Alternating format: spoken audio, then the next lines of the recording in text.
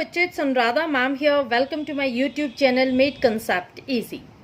देखो, जैसे कि आप लोग जानते हैं, मैं आपको कैश फ्लो स्टेटमेंट के बैक एक्सरसाइज के क्वेश्चंस करवा रही हूँ। लास्ट वीडियो में मैंने आपको क्वेश्चंस करवाए थे regarding calculation of net profit before tax and extra ordinary items. 6, 7, 8 तीनों क्वेश्चन मैंने आपको सॉल्व करके दिखाए थे और एक क्वेश्चन मैंने आपको होमवर्क दिया था, क्वेश्चन नंबर 9। वो क्वेश्चन आपने सोल्व कर लिया होगा। उसका जो भी आंसर आपको मिला है कमेंट बॉक्स में डाल देना, और अगर आपको क्वेश्चन में कोई प्रॉब्लम आ रही है तो भी आप कमेंट कर देना ताकि मैं आपको उसका सोल्यूशन दे दूं। आज जो मैं आपको क्वेश्चंस करवाऊंगी वो मैं operating profit before working capital changes के करवाऊंगी और cash flow from operating activities के। तो देखो, आज हम लेते हैं question number 10। From the following information calculate operating profit before working capital changes।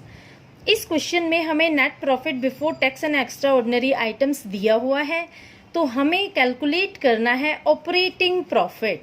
मैं आपको बताऊंगी कैसे हम ऑपरेटिंग प्रॉफिट कैलकुलेट करते हैं।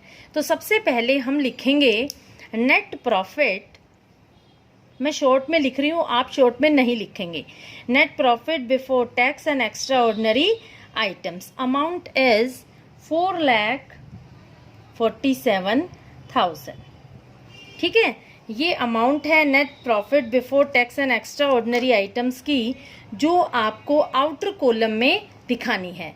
यहाँ पर आपको कोई कैलकुलेशंस नहीं करनी है क्योंकि ये अमाउंट हमें ऑलरेडी दी हुई है, तो हम कोई कैलकुलेशंस इसमें नहीं करेंगे। इसके बाद डेप्रीशिएशन ऑन मशीनरी। देखो, इस क्वेश्चन में हमें ऑपरेटिंग प्रॉफिट फाइंड आउट करना है, तो ऑपरेटिंग प्रॉफिट फाइंड आउट करने के लिए हमें net profit before tax and extra ordinary items में वो अमाउंट जोड़नी है जो नॉन कैश और नॉन ऑपरेटिंग आइटम्स की है। तो हम देखते हैं कौन कौन से आइटम्स हैं जो नॉन कैश के आइटम्स हैं।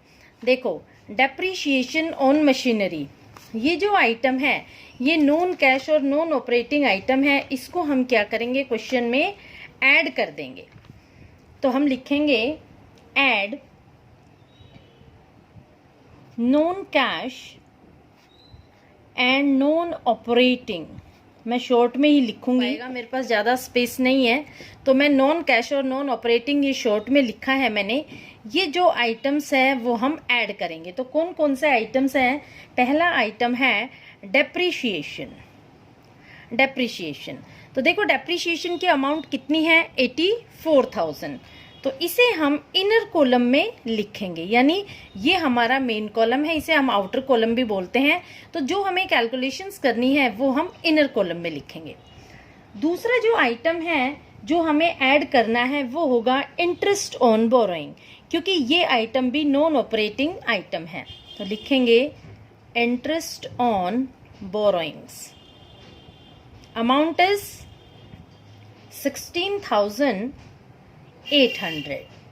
Next item will be goodwill amortized. Goodwill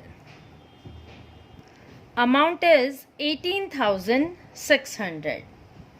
Next item is loss on sale of furniture. Loss on sale amount is 18,000।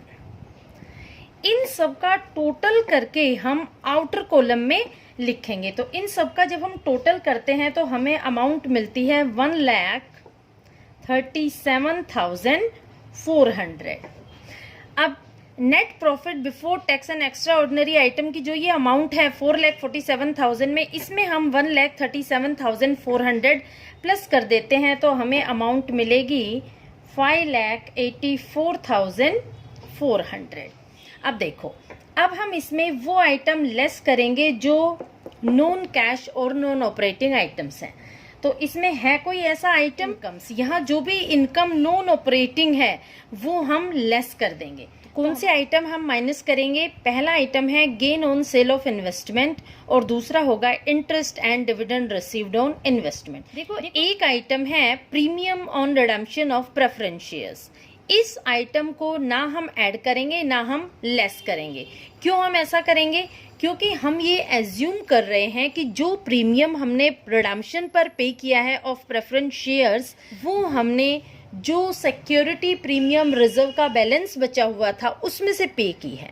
तो इस अमाउंट को ना हम ऐड करेंगे ना हम लेस करेंगे, ठीक है। तो देखो लेस के आइटम कौन कौन से हैं, 2 आइटम है। पहला आइटम है गेन और दूसरा आइटम है इंटरेस्ट एंड डिविडेंड रिसीव्ड, ठीक है। तो इनकी अमाउंट कितनी है, पहले की अमाउंट है 12,000, ये माइनस के आइटम है इसलिए हम ब्रैकेट लगाएंगे, और दूसरे की अमाउंट है 27,600। ये दोनों हमने ब्रैकेट में लिखे हैं क्योंकि इन दोनों की जो अमाउंट है वो माइनस की है। अब इन दोनों का टोटल करके हम आउटर कॉलम में दिखाएंगे तो हमारा टोटल कितना आ रहा है 39,600। ये भी ब्रैकेट में ही अमाउंट दिखाएंगे, और जो अमाउंट हमें मिलेगी आफ्टर डिडक्टिंग दिस अमाउंट वो हमारा होगा कैश जनरेटेड फ्रॉम ऑपरेशन। तो हमें कितनी अमाउंट मिल रही है 5,44,800। ये जो अमाउंट मिली है ये है कैश जनरेटेड फ्रॉम ऑपरेशन, यानी ये हमारा ऑपरेटिंग प्रॉफिट है। ये जो अमाउंट मिली है ये हमें मिली है ऑपरेटिंग प्रॉफिट की। क्लियर। देखो मैं ले रही हूँ question number 12, calculate cash flow from operating activities from the following details. Particulars के कॉलम में सारी डिटेल दी है, कौन कौन से आइटम्स हैं वो हमें दिए हैं, और 2 साल के हमें फिगर मिले हैं, एक है 2020 का, दूसरा है 2019 का। जो फिगर 2019 का है वो हमारा प्रीवियस ईयर है और 2020 हमारा करंट ईयर है। तो सबसे पहले हम surplus that is balance in statement of profit and loss में जो हमारा क्लोजिंग फिगर है 80,000, उसमें से 60,000 माइनस करेंगे और हमारा जो बैलेंस बच रहा है 20,000, ये होगा net profit before tax and extra ordinary items.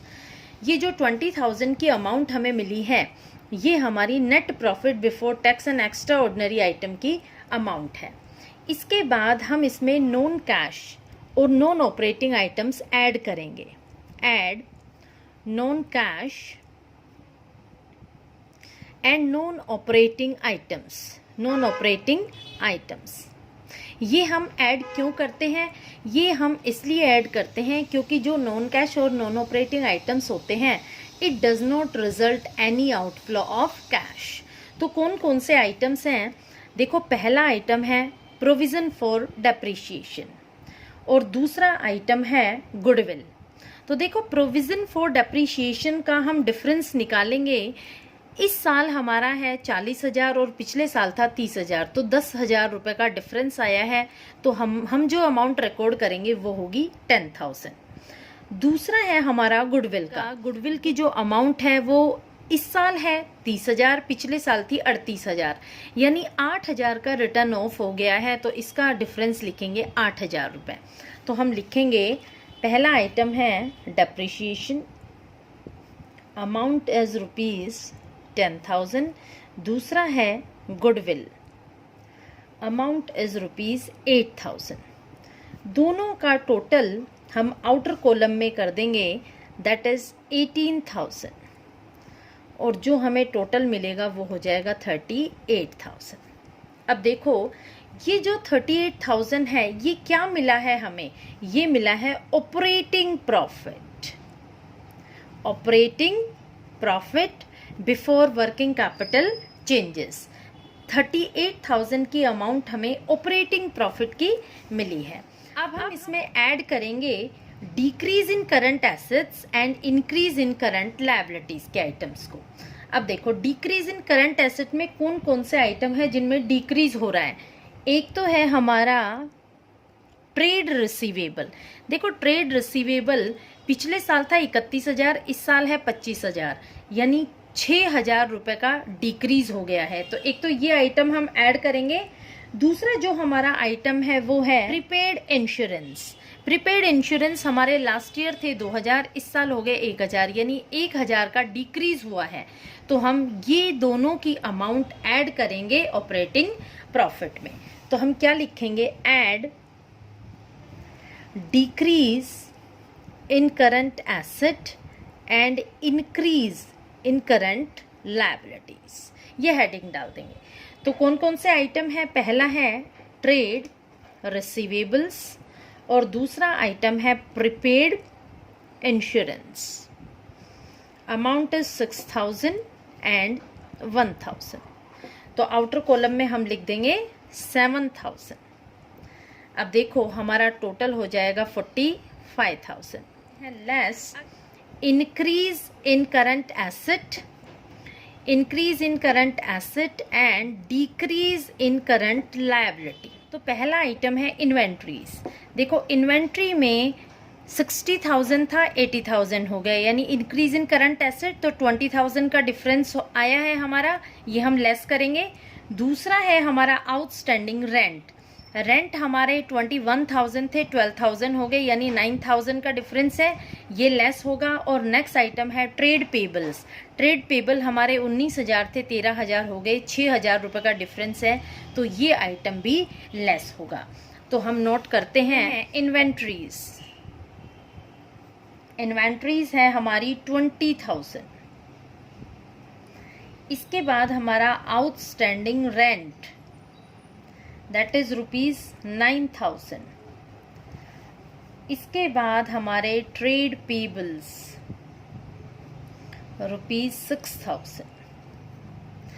इन तीनों का जो टोटल होगा वो हम आउटर कॉलम में लिखेंगे 35,000।